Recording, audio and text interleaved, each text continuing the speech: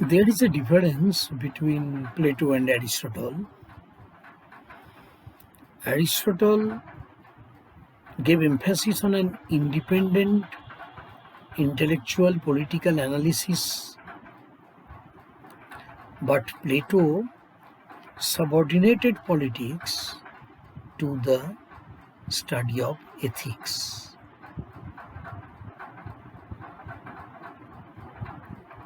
So for Plato, political thought is not an independent or systematic science. He combined politics and ethics. Not only that, he considered that politics must be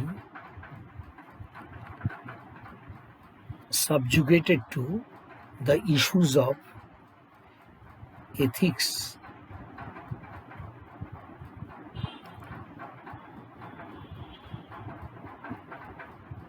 So the basic purpose of Plato was to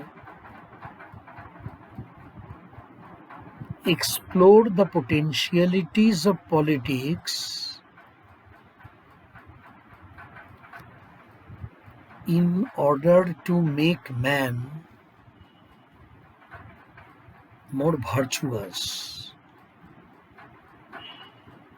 who can pursue justice, justness, who can understand what is right and what is wrong. Plato's political philosophy will be mainly found in his famous book, The Republic. Here, he tried to develop the philosophical notion of justice,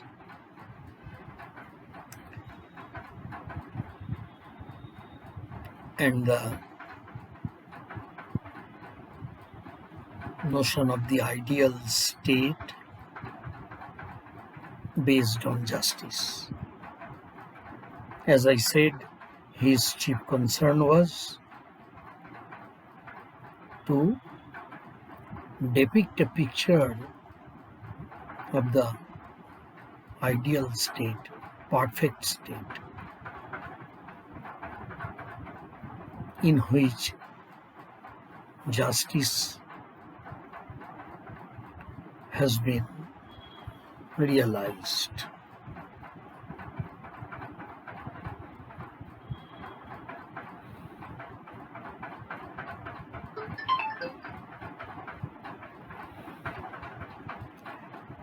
Plato discarded the sophist view that might makes right.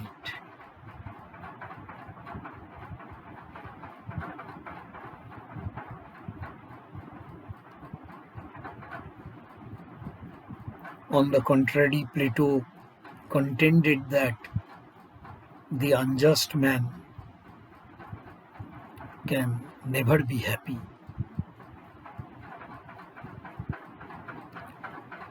From this, he steps into the discussion of the nature of the state. For him, the state is like a magnified individual.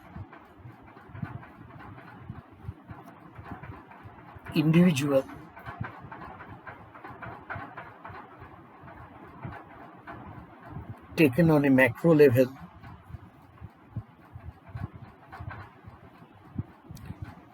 individual writ large, that is the state.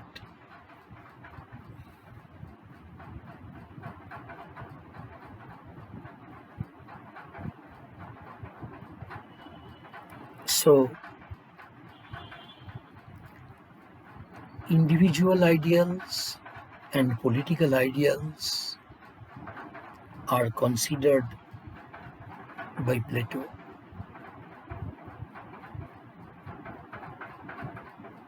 Implying a strong connection between the two. For him, the analogy between the two was very significant.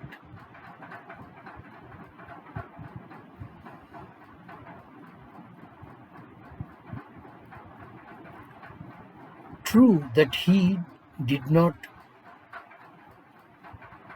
conceptualize the state as having an existence separated from the individuals, the individual members or citizens.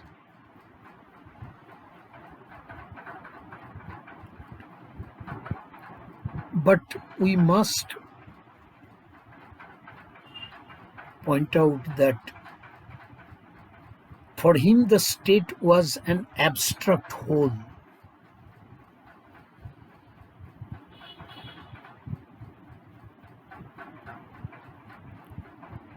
which has an existence of its own. It is an end in itself. It has an intrinsic value. It is not a mere instrument by which men can attain some other goal. That means modern liberalism, that is,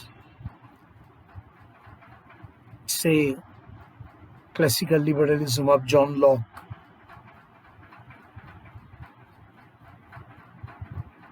which considered that the state is an instrument for ensuring the rights, liberty, life, property of the individuals.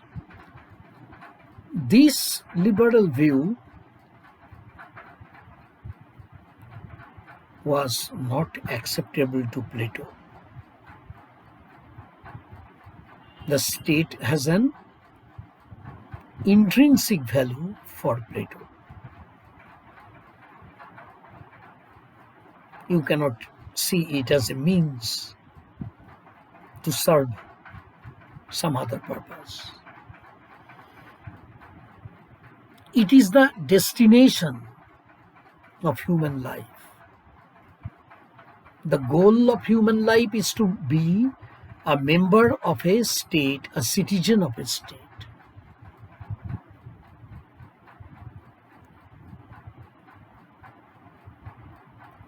It is an end in itself.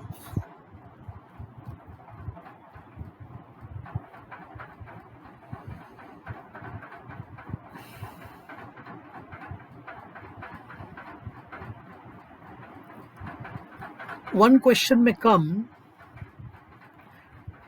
for Plato,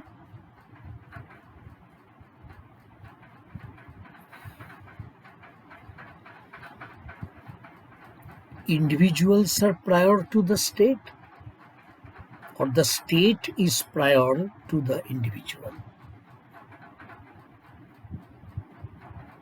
Since for Plato, state has a real existence, more real than the existence of its constituent individual citizens. So, state enjoys priority in the political philosophy of Plato. And state is at least conceptually considered as prior to the individuals. In John Locke's theory, liberal theory, individuals are prior to the state. In the state of nature, There was no political state or government. Individuals lived happily because of their gentle, peace-loving, cooperative nature.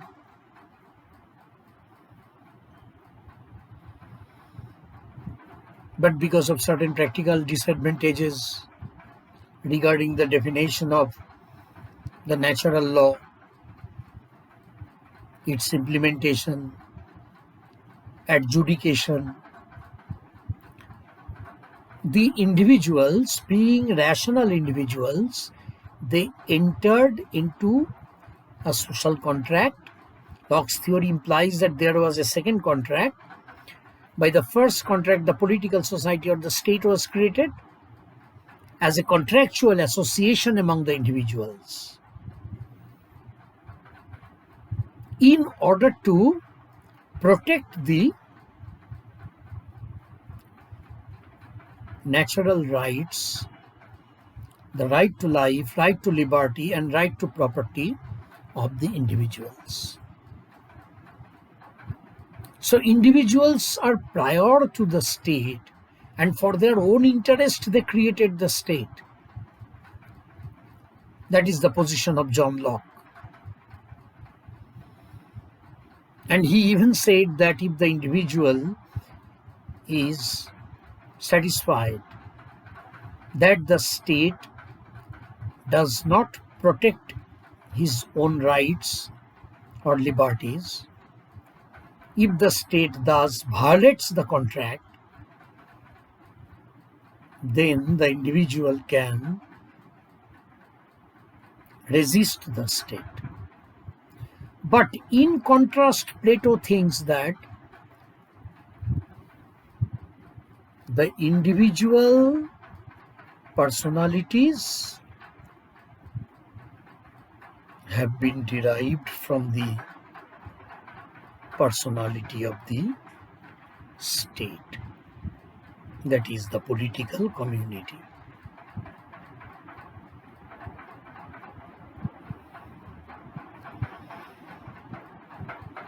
An individual citizen of Athens is known by the identity of Athens. His individual entity is derived from the Athenian identity. So the political community, the community that is prior to the individual.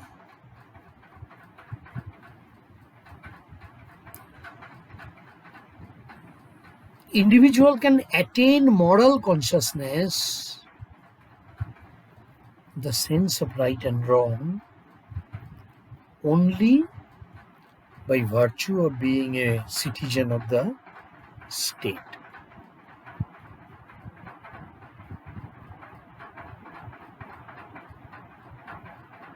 The state is, for Plato, the highest moral entity.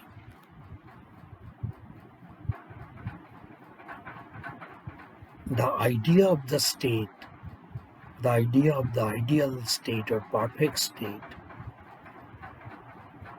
is to ensure the higher ideals of justice. So Plato is considered as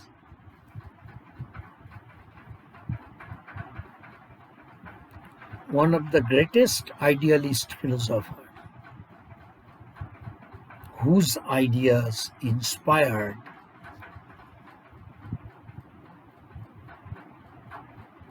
centuries after thinkers like Rousseau, especially Hegel.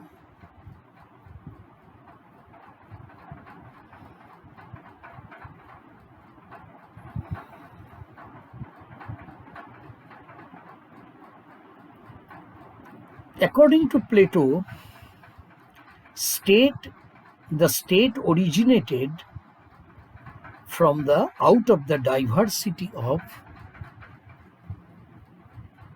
men's needs and desires,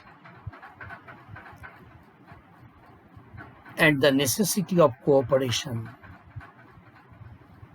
in satisfying these needs and desires.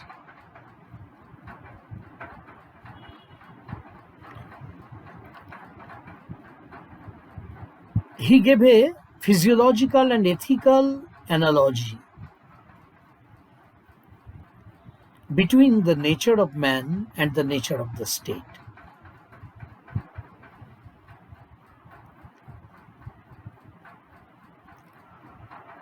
He talked about three faculties: reason, courage, and desire.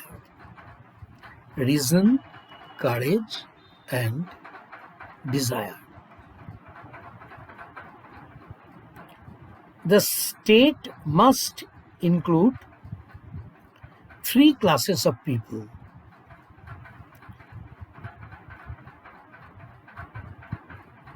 laborers or workers or artisans who would satisfy the physical wants of man. Second, soldiers or warriors or the military to protect the laborers and to protect the territory of the state. And finally, magistrates who would regulate the community for general welfare.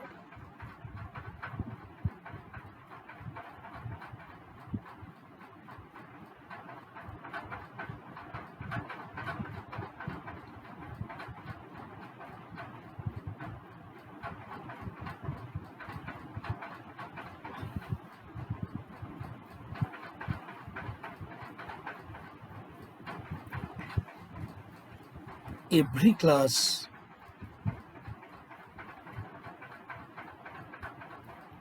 will be given a different position in society in terms of political status. So all people must not share political power, must not participate in the affairs of the government or the state. All people do not have that competence or capability. Plato's main emphasis was on this, that only the competent people who have the capacity to rule should become the ruler.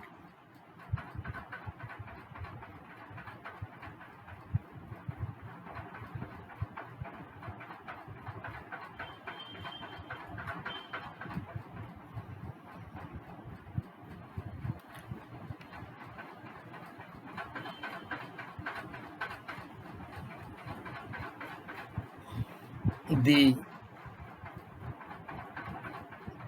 ruling class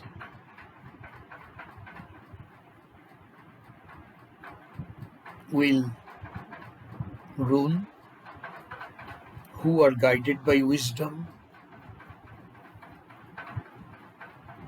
The warriors who are skilled in military affairs and who have courage. They will protect the country and the people. And the artisans who have temperance, who can lead a restrained life based on tolerance.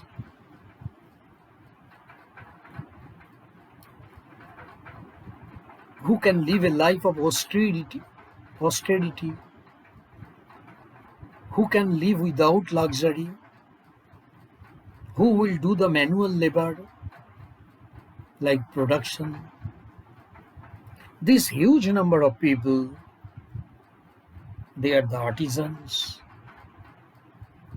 The first two classes combine into the guardian class. That is the ruling class and the warrior. But the artisan class will have no access to power.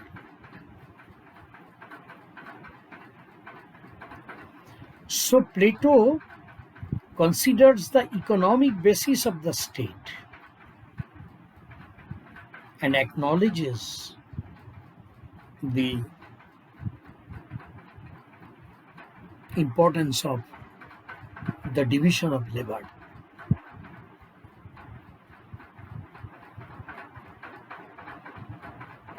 True that Plato was more interested in the moral fact that the individual is not self-sufficient,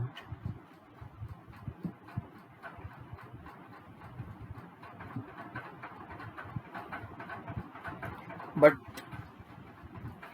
at the same time he understood the importance of economy or economic principles.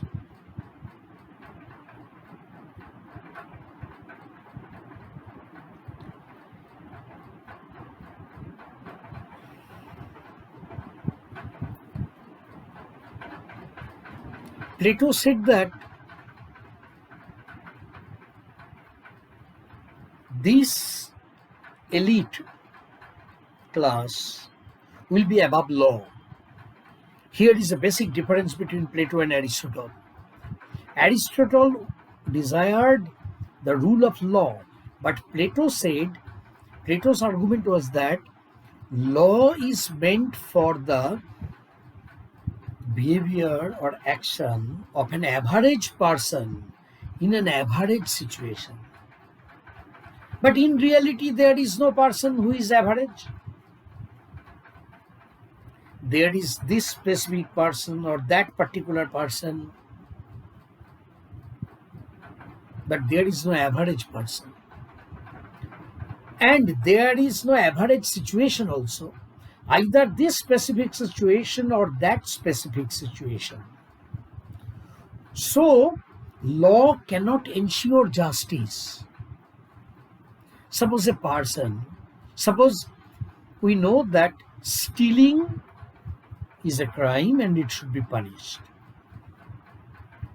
But if you think of the migrant workers during the lockdown after COVID-19, these migrant workers are starving, walking 400 kilometers, 500 kilometers, male workers, female workers with their families, children. If they steal some food, can you call it the same kind of crime as the crime committed by Vijay Mallya, Nirav Modi, Mehul Choksi, and around 30 families of corrupt industrialists and traders who plundered the loan amount of money borrowed from banks. And bank money means our money, people's money collected through taxation. So these two types of stealing, are they of the same category? Plato tried to point out that this judgment is possible by the people, by the ruling elite who only have wisdom.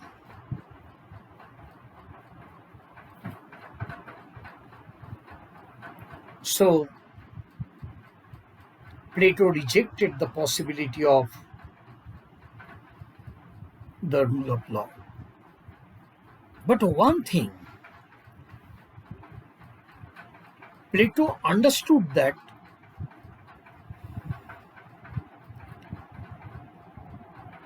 if this elite ruling class is placed above law, then they will have unrestricted, unlimited political power. There will be no constraints, so it will be possible for them to misuse their political power and amass wealth, become corrupted, and patronize their own relatives, families, children.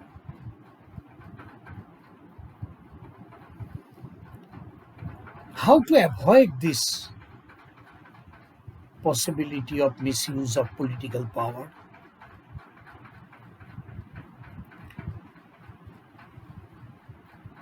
Plato certainly talked about the ruling class having wisdom, but it is not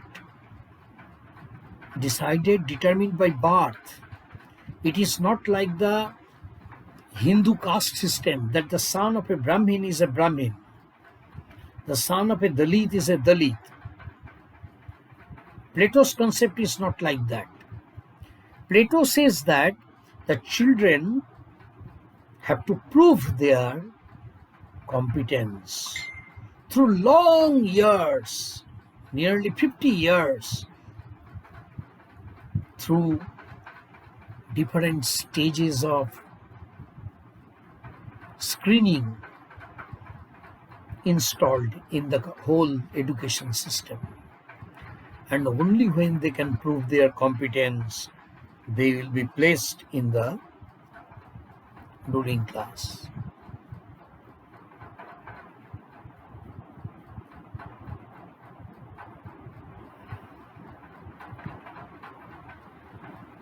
There will be a rigorous training. These people must pass through an elaborate system of training.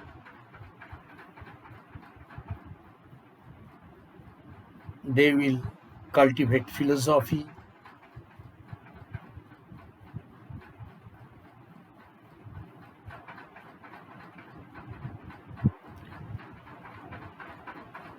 For their intellectual development, they will learn astronomy, gymnastics. For their mental development, they will learn music.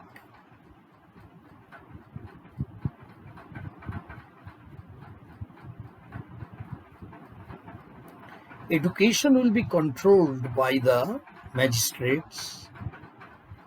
Education would enable each individual to be assigned to his appropriate occupation. The best individuals would be selected for the group of philosophers and rulers.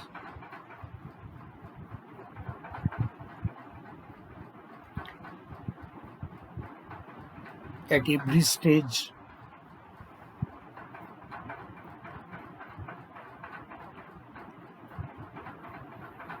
the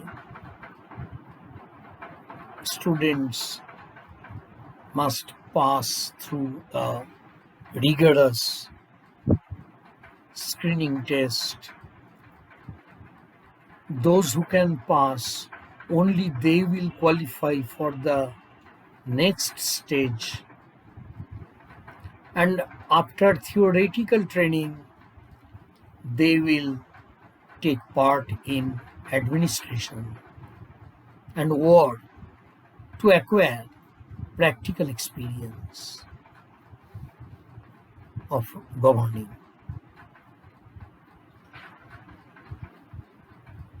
So this kind of rigorous, thorough educational training will ensure that incompetent people, individuals, will not be able to secure the position of the ruling class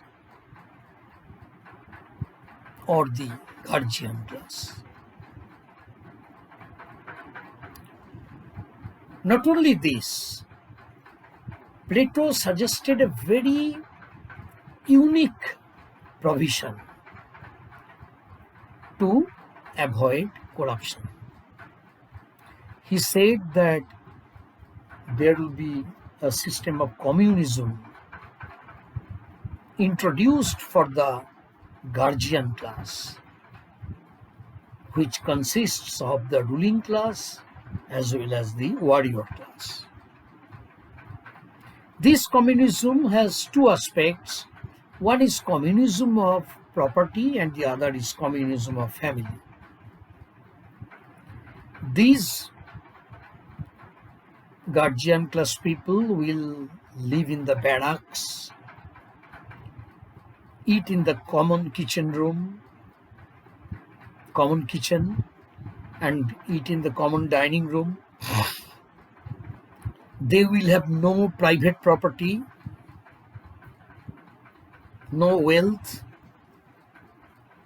so that they won't be able to lead a luxurious life. There will be no affluence, no prosperity for them. It is a highly disciplined life devoted to the well-being of the whole community, following the principles of justice.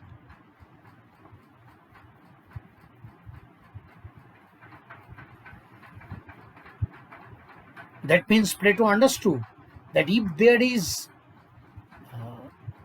any vested interest, any economic interest, then if there is any concern for private property, then this absolute political power of the elite ruling class can be misused.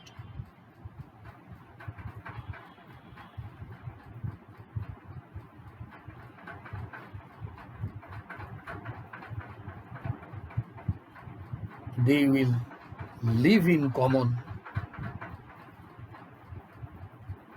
cultivate philosophy, and control the government.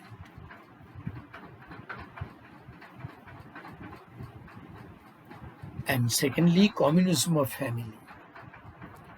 This guardian class will have no private husband, no personal husband, no private wife, personal wife, no personal parents, no personal children. The children will not know who is their biological father or biological mother, and the parents will never know who is their biological child. All the adult males and females will be considered as parents, and all the children will be considered by the adults as children. And here is an interesting point, that the state will control the union between a male and a female. The best male will be put into union with the best female, This is called eugenics. Eugenics. That is controlling the sexual life of the adult male and the adult female in order to get the best children who will enrich the state. So education will be controlled by the state. There will be rigid censorship, and mating between the male and the female will be controlled, regulated by the state. This is called eugenics. So there will be no personal, private family life. Plato wanted to abolish all private property and family bonds. The state would select fathers and mothers with a view to get the best offspring. And the state would take complete charge of the physical and intellectual training of the children.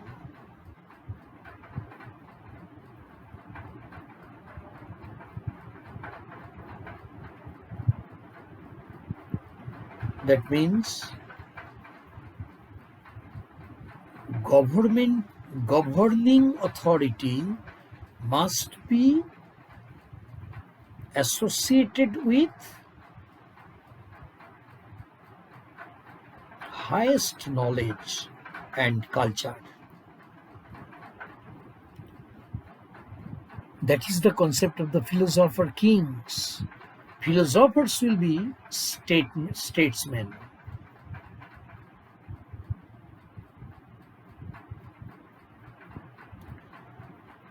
Only thus an organic unity can be maintained in the state.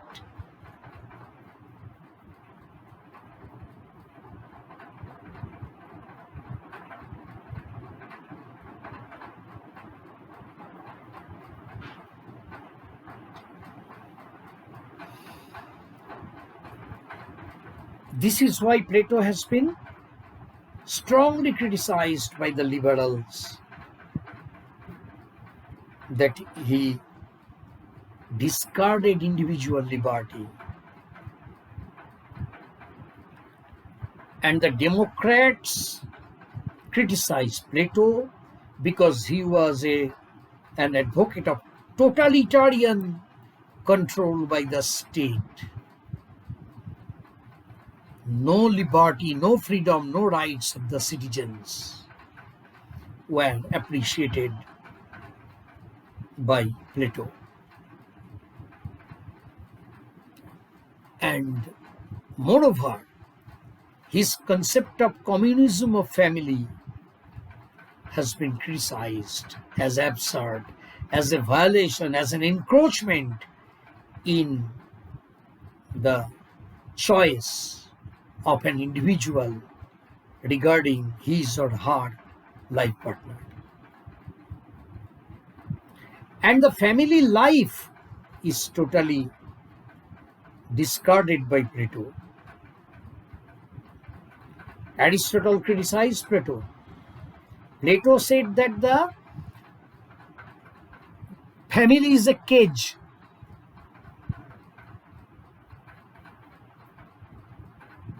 But Aristotle said, no, the family is like a shelter.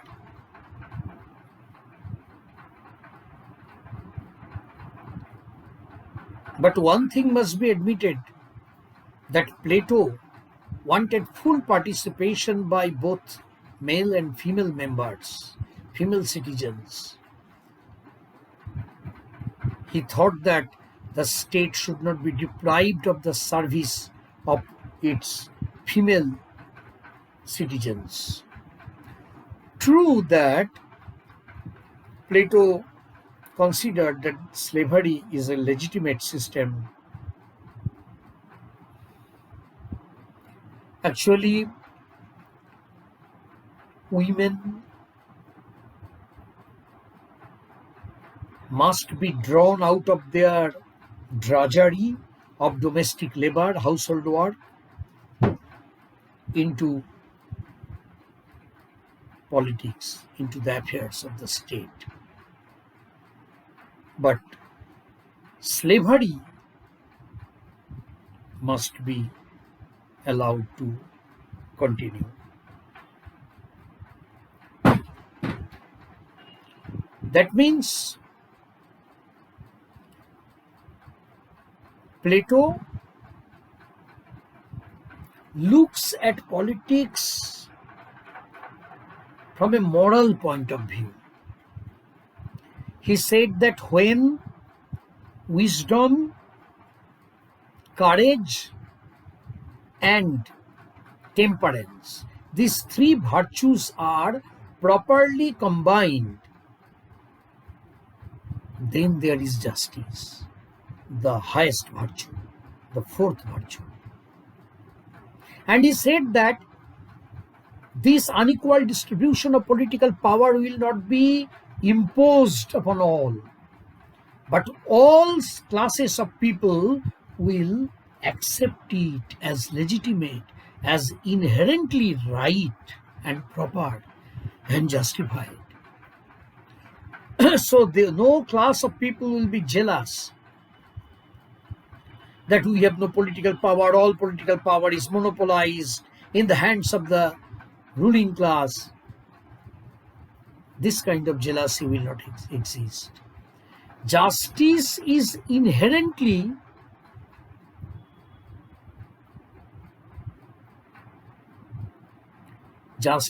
considered as this unequal distribution of political power and social status as inherently right. That is justice.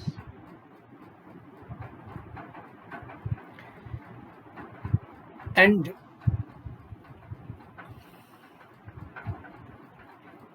certainly Plato is talking about the ideal state.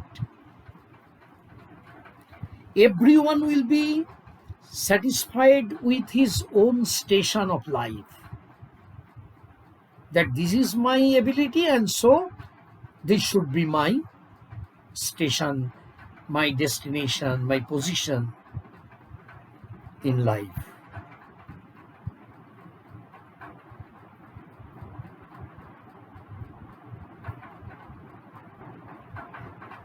That means the necessity of organic unity in the state and the importance of education as a public function will ensure the realization of justice.